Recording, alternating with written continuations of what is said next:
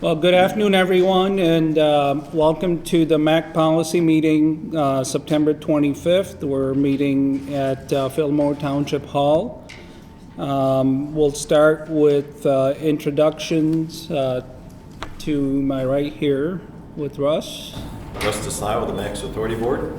Joe Bauman, Ottawa County Board of Commissioners. Terry Nienhuis, Holland Township. Brett Nightcap, Zone Charter Township. Howard Bauman, Port Sheldon Township. Steve Redmond, MDOT. Ken DeWeer, Fillmore Township. Kevin Kleinstra, City of Zeeland. Ed Stilstra, Lake Town. Nancy DeBoer, City of Holland. Pankaj Rajadhyaksha with the MACC. Steve Boltice, Director of the MACC. Rob Bank with the MACC. Elisa Goodwater with the MACC. Colonel Walston with the MACC. Kelly Allard with the MACC. Okay, great. Thank you so much. Next up, I think we have minutes in the package from last time. And if there's any changes or corrections, if not, can I get a motion to approve the minutes as presented? Second? Okay. All in favor? Aye. Any opposed? Okay, minutes are approved. We don't have any members of the public here today, so we'll move on to the Community Enhancement Grant Program. And Steve, I think you're going to share that with us. Yes, I am, and I'll try to contain my excitement, but I am very excited to be able to announce today the launch of the Community Enhancement Grant Program. I have been providing periodic updates over time regarding the Community Enhancement Program. This was an effort that began some time back with a Service Delivery Committee under the kind of the auspice of regional funding for regional assets. And after that, it came here and we talked about it and said, hey, we're going to approach the local units of government, see if they want to participate in the CEP, the Community Enhancement Program, and I'm pleased to be able to report that 6 members decided to do so, and I would be remiss if I didn't say there's room for more.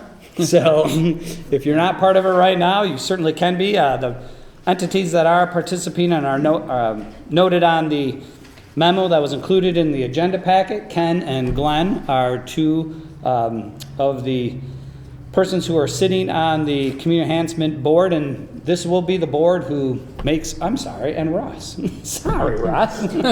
So 3 of the 6 sit on this board as well.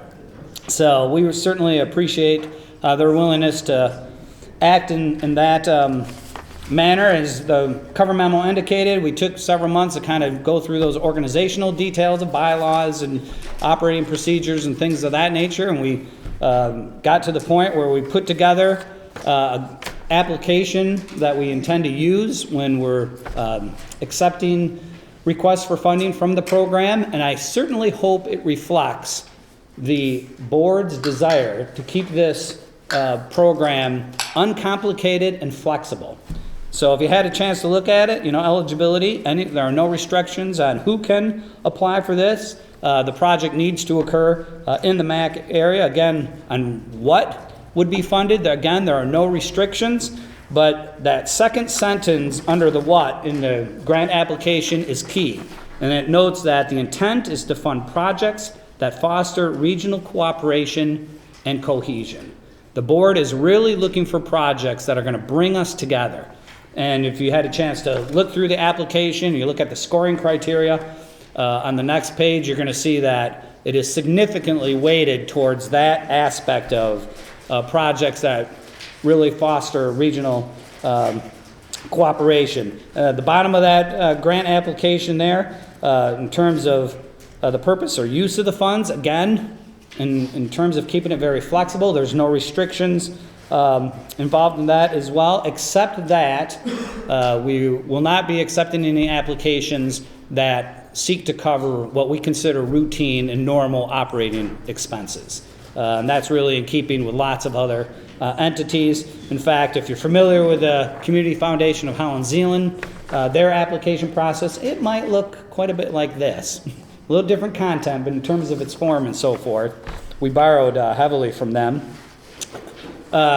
To kind of reduce the barrier for entry, there is no match requirement associated with these grants at this point. A funding limit, again, we're not putting any restrictions or limits on the funding. However, I think it's important to note that it is the board's intent to keep these grants around $5,000. Now, that's not to say that if someone has a great idea and it's a $15,000 or $20,000 idea, the board wouldn't consider something like that, but I think their intent is to keep it around $5,000. And when you think about the current time, we have an overall pot of money of around 40 grand. So if someone comes in, and requests 30,000, that'd be 75% of the funds that are available right off the bat. So in that regard, the intent is to look to things that are a little smaller in cost, again, around that 5,000.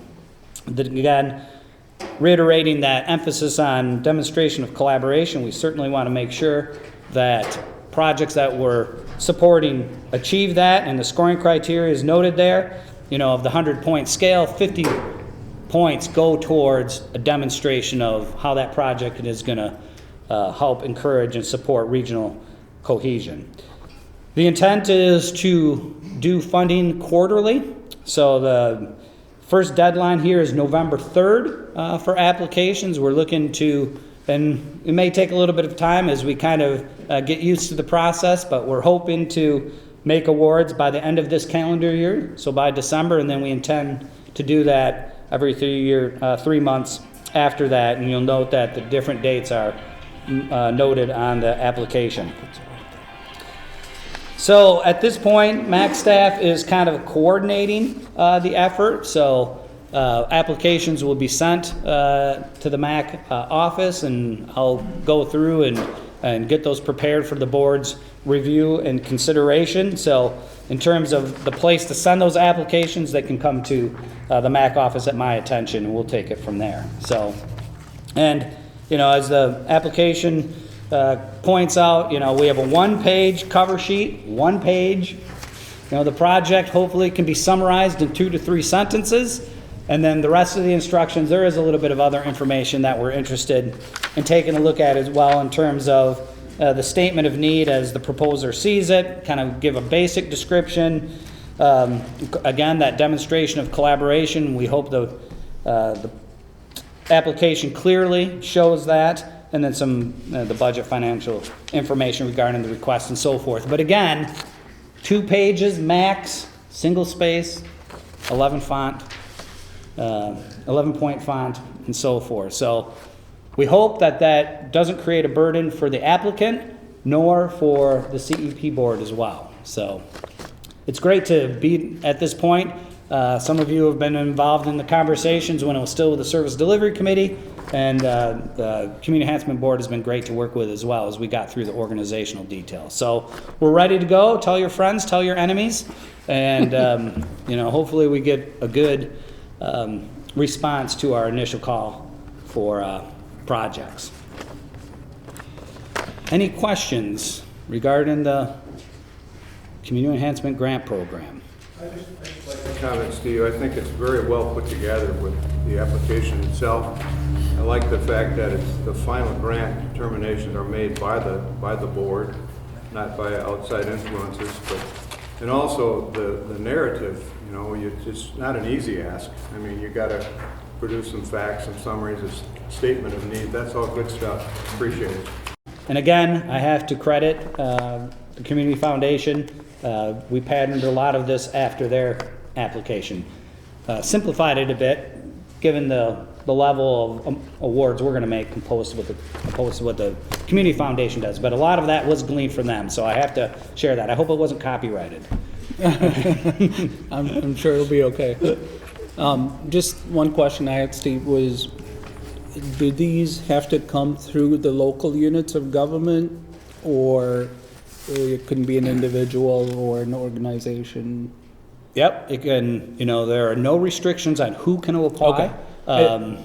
And so in that regard, if someone has a good idea, now when we get into other facets of the application, if it's a kind of a lone ranger with a good idea, well, they may need to get some reinforcements, or it's going to have a little bit of a difficulty being able to demonstrate regional support. If you look at that criteria there, we list a couple of things. You know, are there regional assets, maybe multiple regional assets? I've already heard from one entity who's got a project that incorporates 3 of the regional assets that were identified on the first page of the application. So in that regard, so, you know, an individual, it's great, but they're going to have to garner some support Right. in order to get that Yeah. 50 points when they're Yeah. looking at the application. But Okay, thanks, Steve.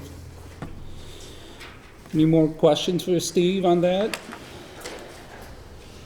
Well, thanks for taking the initiative and also for the board members that are going to serve on that group. Thank you for taking the extra time to do that. Next up, we have the transportation program, and Steve, I think, is going to cover some information on data collection on Business 196. that's right. So a couple of you, I know, sitting here, have been involved with a working group who I believe has been working on and off over the course of the last 3 years. And the topic or reason they were gathering was to try to improve operations in the vicinity of interchange 55, exit 55, the interchange between BL 196 and Interstate 196. So just to orient you here a little bit, here's the interchange coming through, or here's Interstate 196 coming through the interchange at exit 55 and Business Loop 196 here, M121 coming up this way, and the main into the city of Zeeland there. And the area has not been functioning or operating very well for some time. In particular, this movement of freight and employees and others coming out of the city of Zeeland and Zeeland Township's industrial areas, and they're trying to get onto BL 196, and their destination is to get over to the interstate. And currently, BL 196 utilizes the indirect left turns, and so these trucks in particular that are coming out here, their intent is to head eastbound on BL 196, and this movement right here seems to be the most problematic. Other movements are having challenges as well, but that movement in particular. And just anecdotally, I know I've come back from meetings in Grand Rapids in the middle of the afternoon, and you know, you get a couple of semis queued in this queue right here, and it can back up, you know, considerably for folks who want to make that movement. So this working group has been working on it, and I don't know, what you see on the screen there is the latest option. I don't know how many options there have been, but it's got to be close to a dozen at this point. And I think MDOT initially started to look for ways to... That's 3 dozen. Yeah, I joined the party kind of late, so I know there have been a considerable number of options. And at first they started to, you know, they wanted to stick with the indirect left operation, because MDOT does, and for very good reasons, it has a very good safety record, want to stick with the indirect left. So they were trying to tweak that and finding a way to try to make it work. And I think they eventually got to the point where they said, you know, we just can't make it work with the indirect left system anymore. So it's very difficult to see on the screen.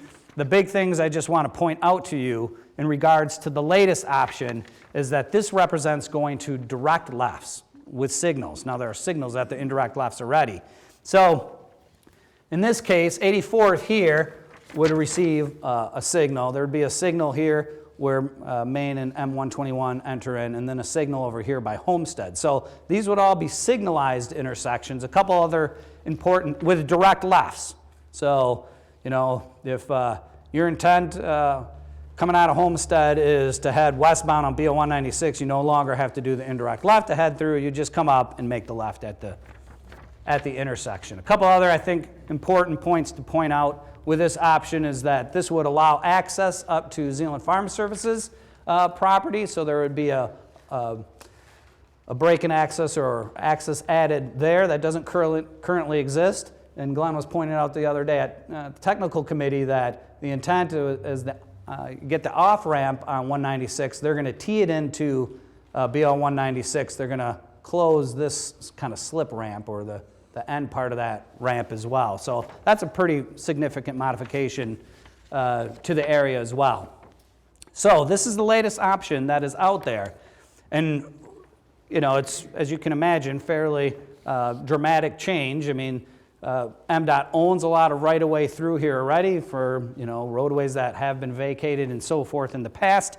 And, you know, this is planning concept, but it really, by going to the direct lefts, pulls everything into what is currently the median. So I don't believe there's going to be a lot of additional right-of-way required for this, but this is a complete reconstruction.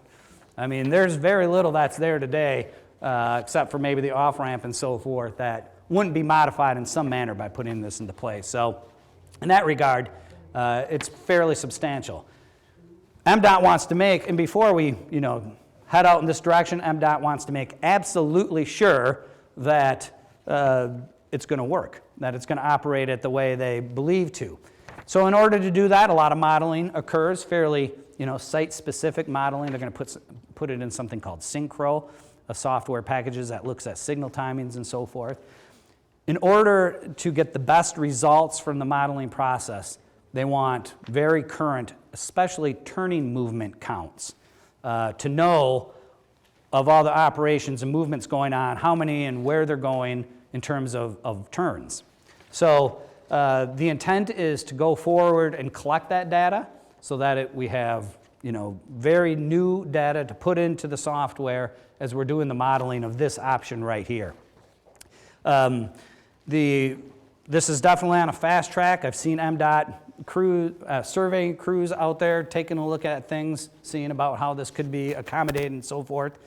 And the City of Zeeland moved ahead and retained a traffic consultant. I think it's their regular traffic consultant, Pete Lamore from Progressive A&E, and retained him to go ahead and get working on this. MDOT is being very gracious in saying, yes, we're comfortable with an outside entity taking a look at what we're modeling and the assumptions that we're making, make sure that it's addressing local concerns, so that's very helpful.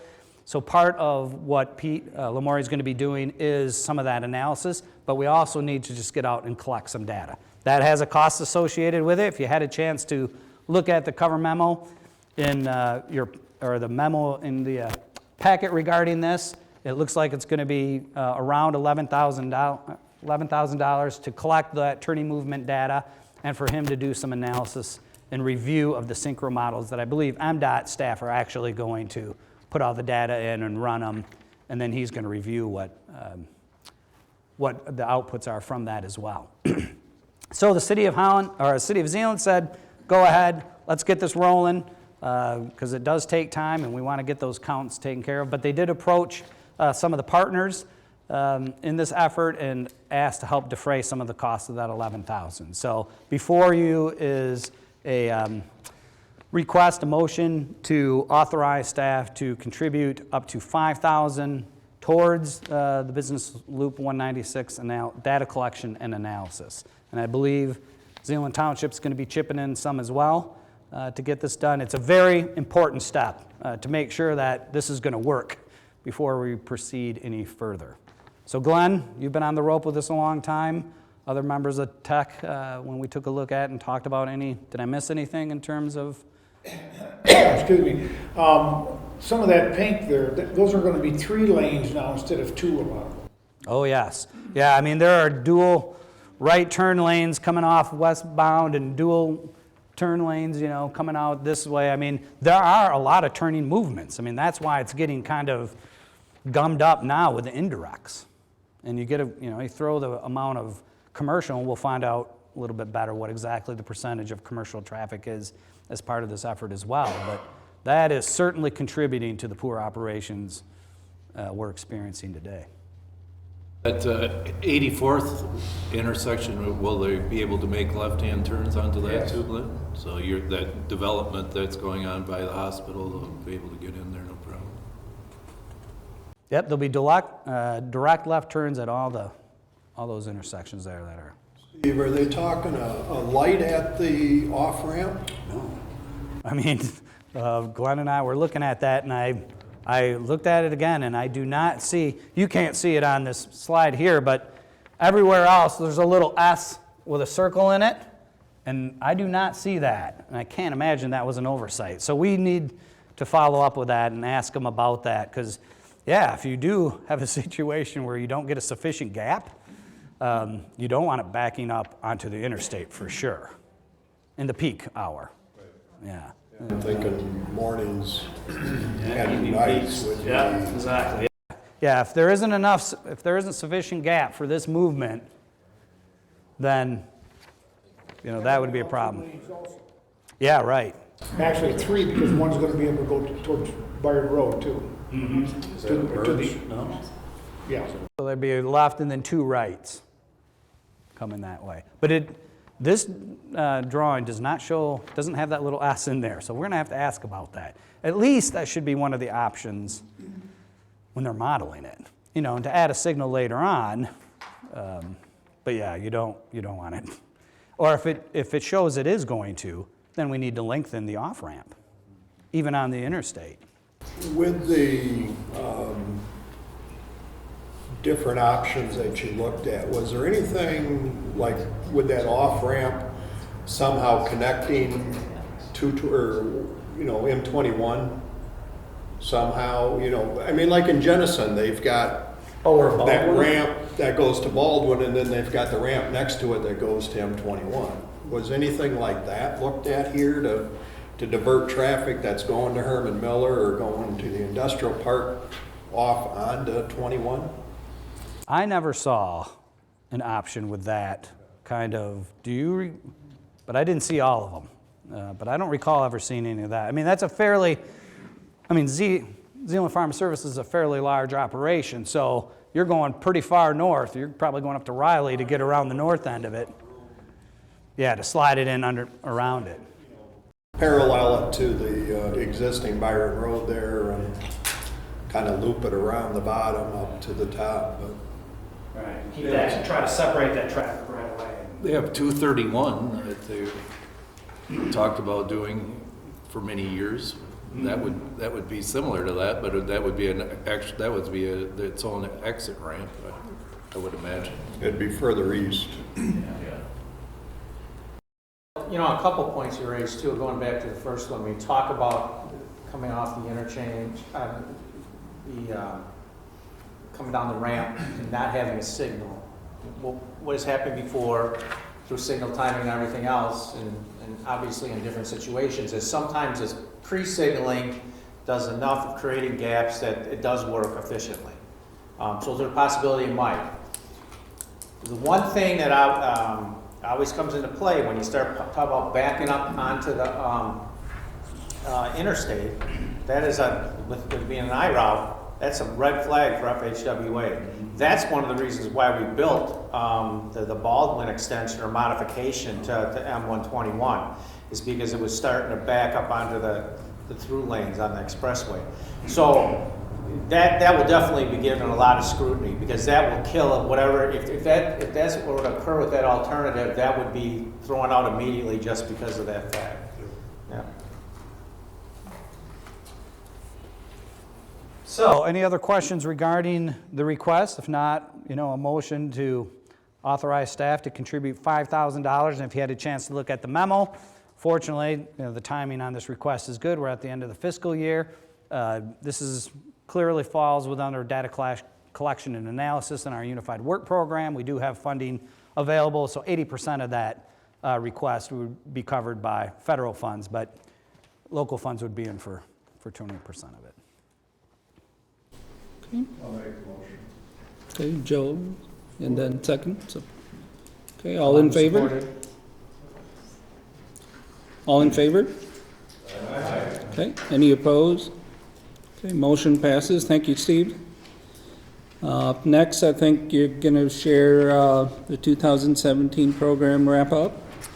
That's right. It's always fitting as we come into the end of the fiscal year. The MACC fiscal year runs on October 1st, so we're winding down as the construction season is winding down. We're winding down as well, and I just wanted to kind of revisit. We tend to look at the program when it first starts, October, November, then we tend to look at it before construction season starts, and then we come back here at the end. So it's always nice to be able to bring you some of the before and after photos, and we have one here on Riley Street in the city of Zeeland. It runs right through their industrial area. We were involved in resurfacing of Riley from State over to Fairview, that mile stretch there, for $230,000. So that was a great project. That was great to support our job providers. Another major regional corridor, Adams Street, received attention 3 miles from 88th to 64th in Zeeland Township. Now, you'll notice in the listing of projects included in your agenda packet, it says $300,000 in 2017. That's because the Ottawa County Road Commission did this as an advanced construct project, so they got $300,000 of it, and that's what shows in your listing there. But next year they'll be able to apply and will receive the other $450,000. So in terms of the federal aid support for that project, $750,000 in place for that one. Speaking of advanced construct, a fairly significant part of the program this year was paying back an IOU on projects that were completed earlier. So the one on the right there, Ottawa Beach Road, thankfully, the Ottawa County Road Commission resurfaced that back in 2014. But the MACC had pledged funding for this year, FY17, to the tune of $750,000 in federal funds. So that's a project with we've been enjoying that project for a couple years already, but they got paid this year. Likewise, in Highland Township on 136th Avenue, a project that occurred last year, mile stretch on Riley to Quincy was reconstructed and widened there. And that project, federal funding total amount was $993,000. If you look at your listing, the portion that the Road Commission received this year was $91,000 on that project. So a couple of larger projects that are already done, but hey, they're a part of this program and paid for, so I certainly wanted to point those out again. On the non-motorized side, we had one project in Park Township. They're working on it right now. This photo was taken last week, so I think their intent is to get it paved here the first or second week of October. A couple of miles on 160th Avenue between James and Quincy. There were 21 projects or programs overall in the 17 program, representing about 11 million overall, and your memo in the agenda packet kind of shows what the breakdown was in terms of roadway, roughly 50 or 45% of it. Transit was around 40-45% of it, and then a couple smaller amounts on the non-motorized and other things that we did as well. So, I just want to take a couple moments to just kind of wrap up. I really want to, again, extend my appreciation to all the implementing agencies. Nothing's worse than to receive federal funding and not get the program out. And our implementing agencies do a great job of making sure that the money gets spent. I also want to shout out a thank you to the Ottawa County Road Commission. You'll notice in your listing there, 3 or 4 down, there's a project on Port Sheldon. Limits, someone would have to remind me of 72nd, maybe. It's in Olive Township. It's 72nd. It's about the 3rd or 4th project down on the listing there. 72nd to 48th, yep, to the township line. So I just want to point out that those were federal funds that the Road Commission, Ottawa County Road Commission utilized. However, those were not MACC related funds. They could have spent those anywhere in the county. They chose to spend them, or at least a portion of them, in the MACC area. So thank you very much for that expenditure in Olive Township as well. Anything on the FY17 program? All right. Then I just want to quickly highlight the Michigan Freight Plan. This is a document that's put together by the Michigan Department of Transportation, and it covers all modes. So we're talking about roadway and waterway and rail and pipes, and it's a very extensive document. It's currently out for public comment. And when I was talking with the technical committee about this recently, I said, well, we need to make sure, my biggest concern is make sure they identify what all of the major facilities that we consider to be important to freight as well. But I was especially interested in what the plan was showing in terms of our port and whether it was going to be designated as a commercial port or not. So this is a image of the entire state in the system that they have included in the plan. So we start to focus in a little bit more on West Michigan here. And the thing I want to point out with this is you'll see here the little circle with the lines on it, commercial port. Holland is showing up as a commercial port. So that is important, I think. moving forward that we have documents such as this that do still designate our port as being a commercial port. So my concern and interest in that is that, A, we are still a working port, right? Padnos is down there, and Brewers is down there, and Verplank and so forth. And also, we still need to have dredging done on our channel. And we've received, allocations from the Corps of Engineers for years to help defray the costs of doing that dredging. Well, the reason we were getting those is because we were designated as a commercial port. Not only that, our port had an essential service as part of that being power generation.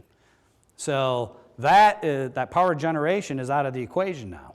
So it's important moving forward that we continue, I believe, to advocate that, yes, we are a working port, we're a commercial port, and we should be eligible for those funds. So it's important in documents like this that they still show us as being a commercial port. And here's just another inset, even in a larger area.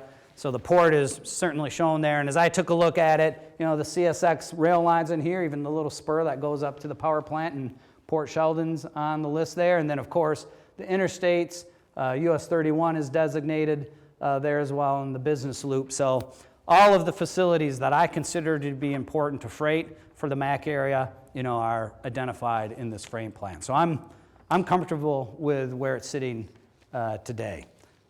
Nancy? Is there a ceiling or a limit that you have to have a certain amount of tonnage or whatever in order to get a commercial port designation, or is it just having businesses that use that? So what a perfect segue to my last slide. So what is shown here this is a graphic that shows all the ports by the level of tonnage that comes into them. So what you're looking at here, the red ones, the small red ones are 0 to 99, almost less than 100,000, 99,999 tons. So the green is 100,000 to 999,999 tons. And so we're showing up in that category of being, just less than 1 million tons. But that data is pulled from 2014. So, the power plant was still taking coal shipments then. But it's in there right now. That's the data that they used. But yes, the tonnage that's coming in is a definite factor in the classification system for that. But do you want to mention that the ones in the north that's 0 to 99, they are still designated as commercial ports, even though they are the 0 to 99. Right, and a couple of those were like Munising, Carolyn, remind me, and maybe Sault Ste. Marie. And I'm wondering if part of that is they provide an essential service. On that, it might be, some other type of commodity that's coming out of those ports, probably not coming into those ports, but it might be coming in for power generation or something of that nature. That's right. Yes, even if we're the 0 to 99, we could still be considered. Yeah. So, I think it's important that we continue to advocate every time something that comes out like this, we need to ensure it still says commercial port.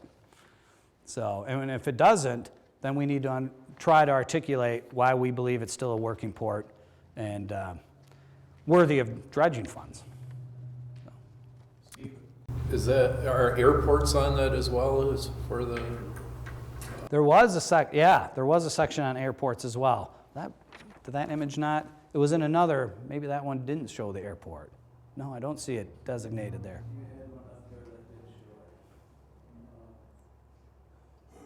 Commercial airport, yeah, they have commercial airports. So Ford's on there and Muskegon's on there. I see two, but I don't see, and I would imagine with commercial, it's if you have air passenger, commercial passenger air service. So.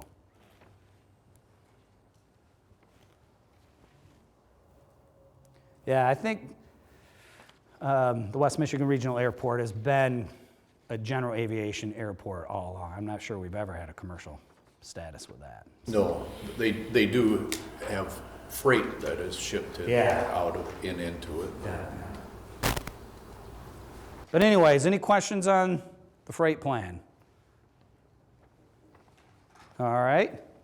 So we'll continue to monitor those types of things.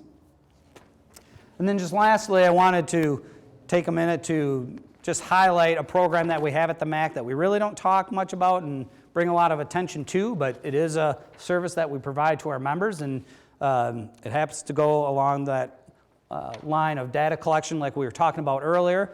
If you take a look at our monthly financial report, you'll see a line item in there for data collection and analysis, and we run our traffic count program out of this. We've been doing this for a number of years, and essentially we typically will just talk with our implementing agencies and say, hey, do you have counts that you would like collected? We're interested in counts primarily on the federal aid network, so it may not be the entire network for which they're responsible, but we have an interest in particular for those. We typically will do between 60 and 75, and it really does fluctuate a bit. When we do it, we try to get at least a 48-hour count so we can get some semblance of an average daily traffic. And we typically look and collect information related to speeds and classification as well. Classifications where the counter tries to identify what type of vehicle is going over the tubes. And so that, of course, gives us some approximation of the percentage commercial traffic that's traveling on that corridor. We don't maintain counters to do this, so we utilize a consultant typically to do this, and we usually have a contract between $7,500 and $10,000 to do that. And of course, we have a number of internal purposes for collecting this data. You know, it's used when we put together the tip development. We'll take a look at the volumes if we have those, and those are supplied as well. For traffic modeling, we talked about modeling earlier, and of course, we have a modeler that's a little more coarse, but is used for development of the long-range plan and so forth that MDOT maintains for us. You can never give the modelers enough counts. They always want more data. So we try to do the best we can to give them the most current data possible as they're working on the modeling for us. And then certainly for studies, I mean, we've used it for the River Avenue corridor and Riley Street. I don't believe we used any count money this time for the downtown Holland traffic study, but if we're doing studies, we'll put some count money in for that, for data collection efforts as well.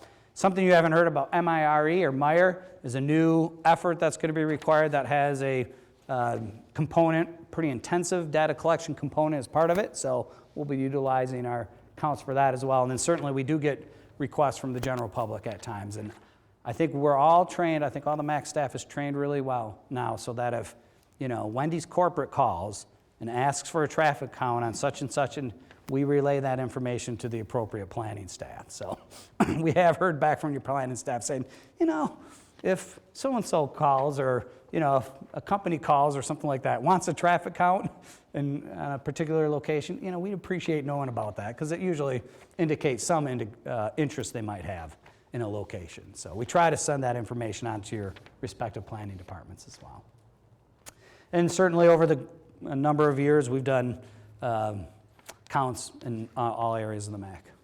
So just wanted to highlight that. It comes through, you know, as a line item, and again, we don't talk about it much, but hopefully it's supplementing the count programs, and some of you have very robust count programs, some not quite as extensive, but we always want to be there, and of course, additional counts on the federal aid system help us as well. So, any questions on the count program that we do, traffic count program?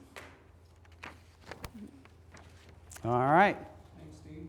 I think up next we have comments from MDOT.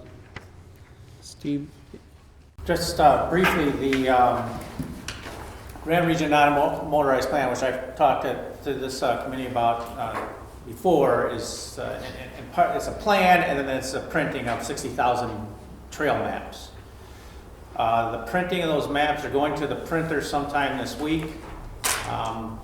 My hope is that everything goes smoothly at the next policy meeting. I'll bring you copies of those to show you that, as well as copies of the non-motorized plan. And so, you know, just to reiterate, I think it's been a real intensive plan in terms of stakeholder input and community and public input, as well as working with other agencies throughout the 13-county Grand Region to get the information that's needed. So we're real happy with it. It's taken a lot of work, but we've reached the finish line. So now I say reach the finish line. That does not mean, well, it's not a motorized plan. We want to see just sit on it, say we did it, and walk away from it.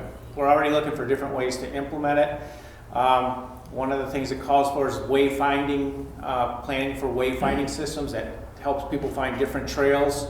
The other part of it that we're starting to look at is, Lisa has talked many times about the different performance measures that are coming down that have to be included in transportation planning efforts by federal mandate. Well, there are non-motorized performance measures as well. I'm not sure what the schedule for them are because they haven't been mentioned as prominent as some of the other things such as safety and pavement rating and others. But I think we can use this plan to start addressing some of those performance measures. So it's a document that we hope to make really useful, and we're really happy with that, and the map's finally being completed. And I think that's all I have. Okay, thanks, Steve. Any questions for Steve, or? Okay, if not, we'll move on to the watershed project grant updates, and I think Kelly will be covering those for us.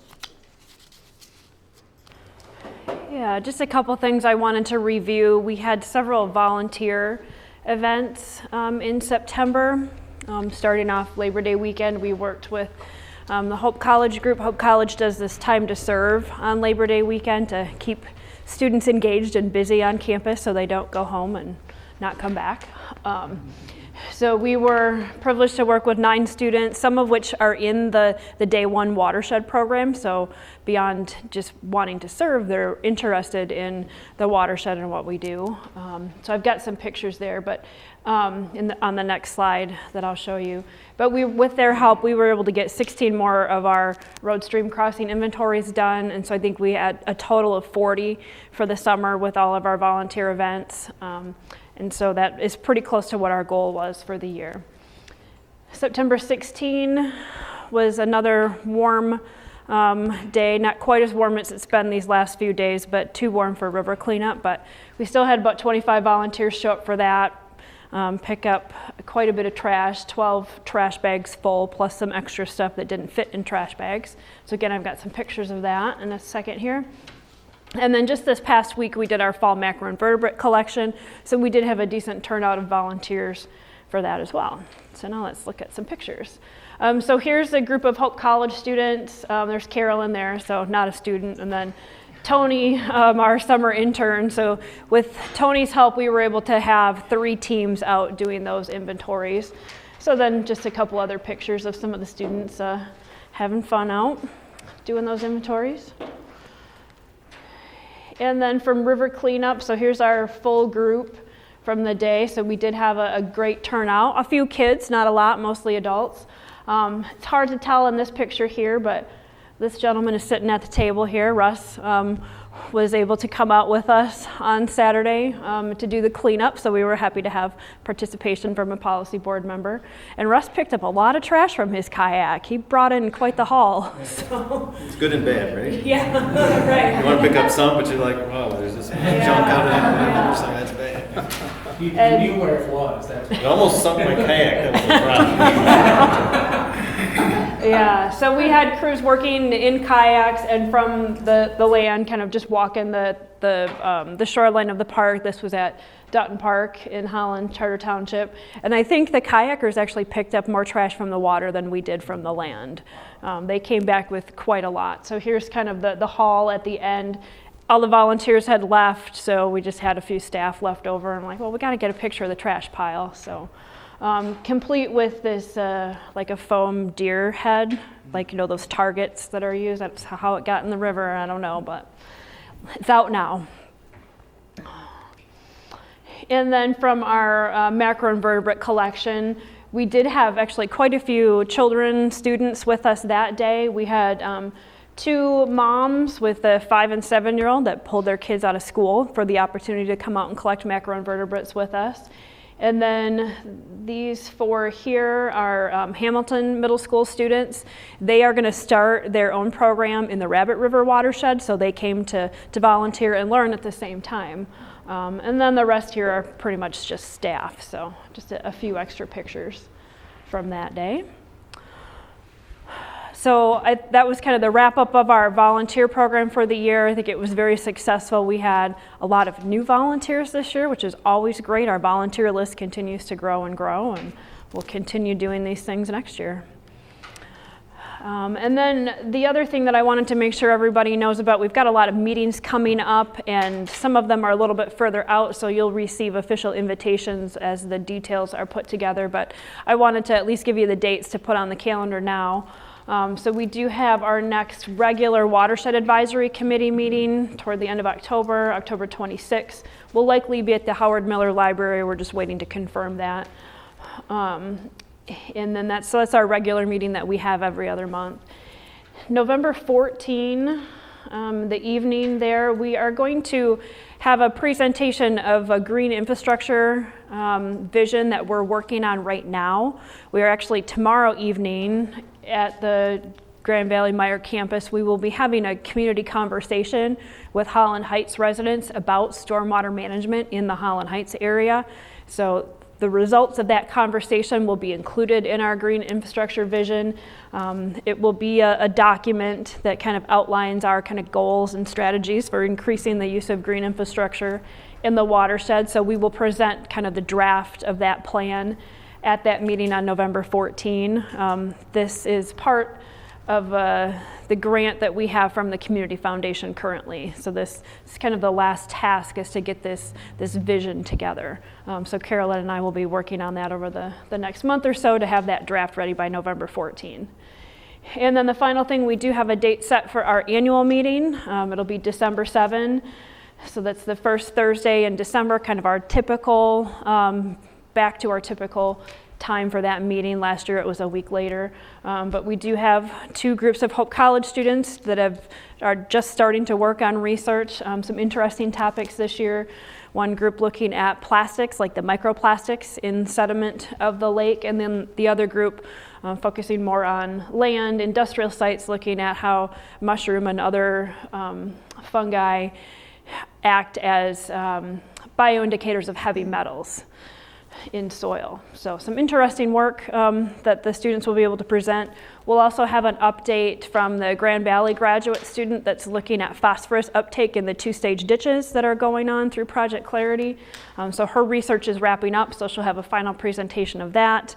We'll have the update from Project Clarity in general, the update from the monitoring that the Grand Valley Indus Water Resources Institute is doing, and of course, as always, we will name a Stakeholder of the Year. So again, mark your calendars. We will send out official invitations once those dates get closer. So. Any questions for Kelly? Okay. Well, thank you, Kelly. Up next, I believe we have administrative issues. Steve will cover a couple amendments. That's right, included in your one agenda amendment. packet, is our year-end budget amendment that we typically do. And if you had a chance to look at that, I'll be referencing the line numbers a little bit, which are on the far left column of the amendment that was included in your agenda packet. Under revenues, there are a couple under line 2 there, some additional federal funding for the Clean Air Action Program, as well as we received another grant from the West Michigan Prosperity Alliance to support the efforts looking at our phase 2 watershed funding strategy. So we picked up a little over $10,000 there on line 7, and a couple other small ones. We just combined a couple items in lines 10 and 11 there. So additional revenues from that first section, a little over $17,000.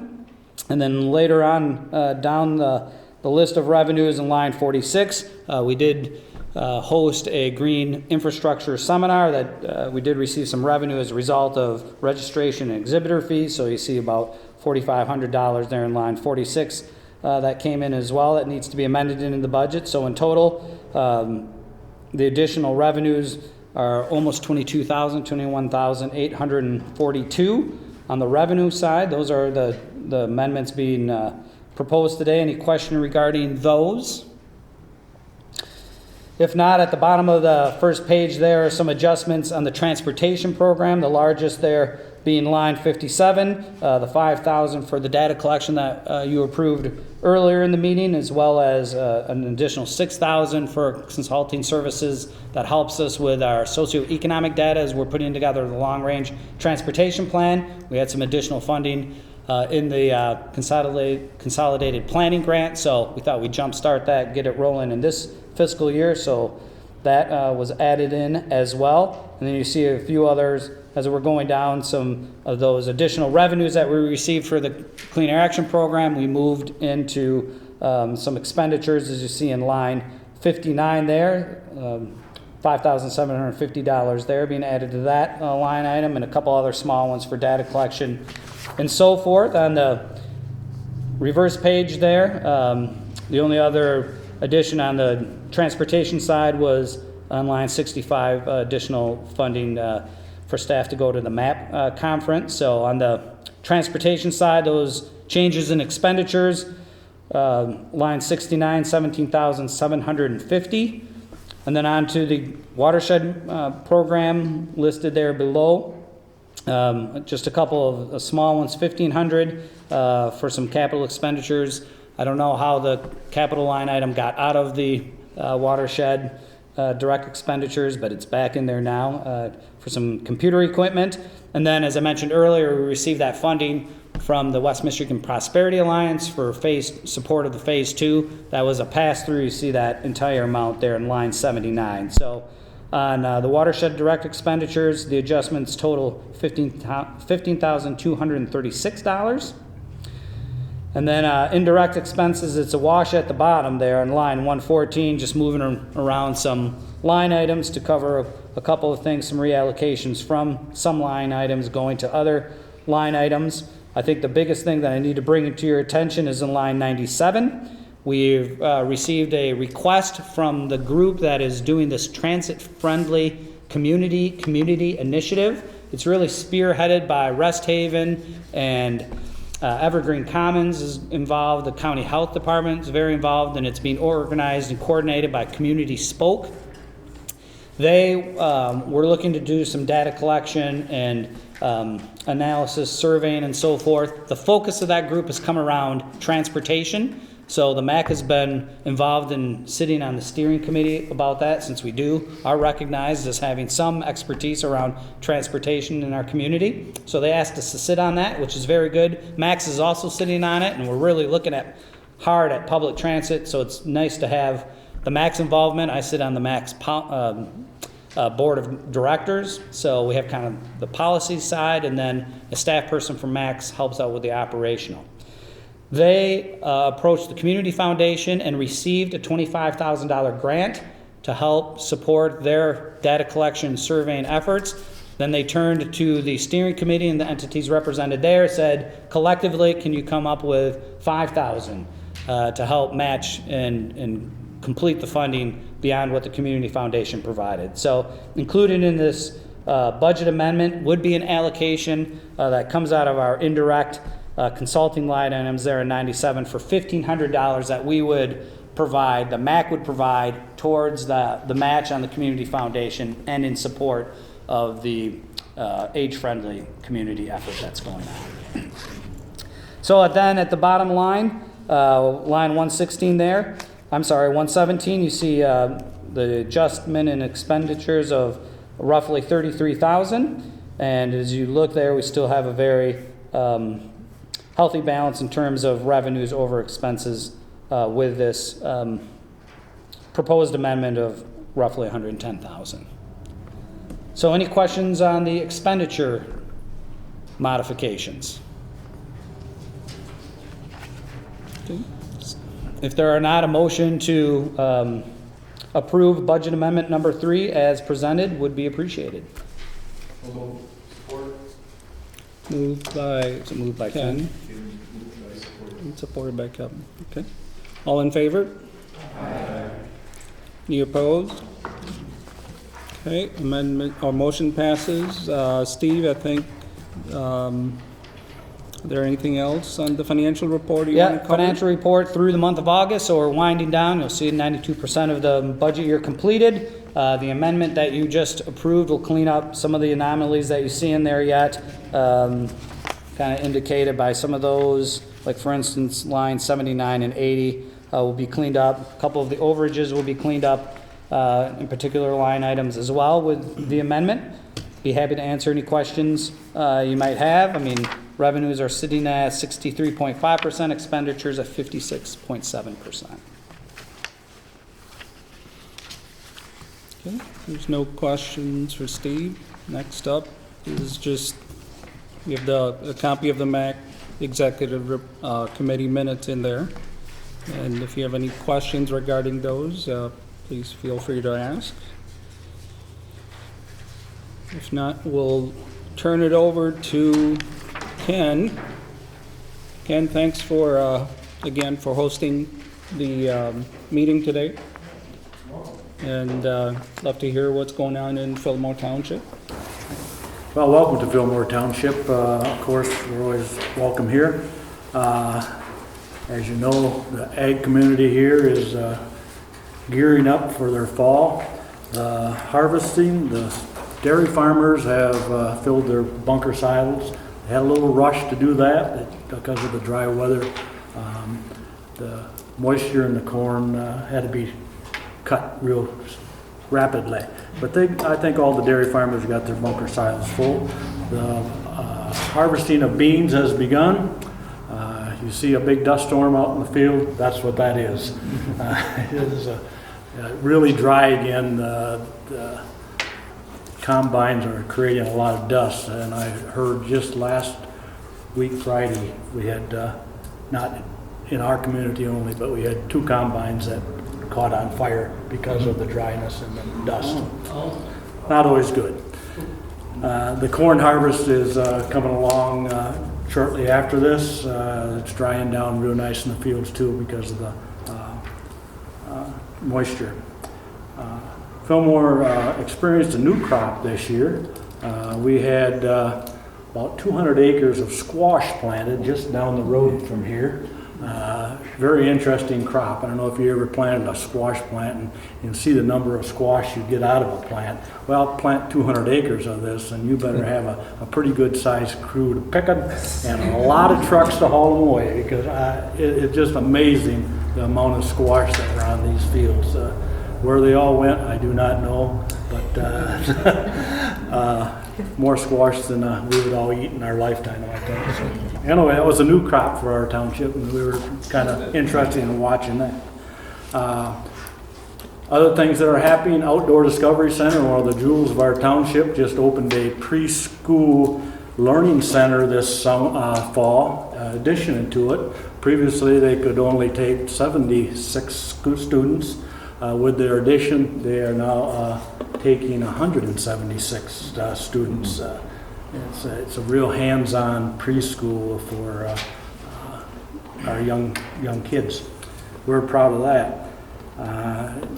Along with that, they host at our Halloween, they host a trail and treat. Last fall, I understand it was about over 3,000 people that came to that. It creates a huge traffic jam on that side of the township, all the way from the city of Holland to East Saugatuck. We have law enforcement around, and they create a big traffic jam. Our building activity, as always, it's all areas. It's up slightly, probably less than other areas because our ordinance does not allow housing in a lot of areas in the ag community. But we pride ourselves in, we'll let the rest of the communities house the people, we're going to feed them here. Okay, but we do have a lot of accessory buildings and very nice outbuildings that are being built in our township this summer. Our board changed this past little bit. Our longtime treasurer, Janella Hopp, moved out of the township into Zeeland Township. Yeah, well, if they're the promised land, we're the... Anyway, Jan was our treasurer for 28 years. But we appointed a new gal, Leah Folkert. She's doing well, and she's a welcome member to our board. Road projects, we had several road projects this year. We paved 5.5 miles of roads, repaving, with township funds and some county funds. And we are still still looking forward to 6 more miles of crack filling to be done this fall yet. So in all, about 12 miles of our roads had some type of maintenance this summer.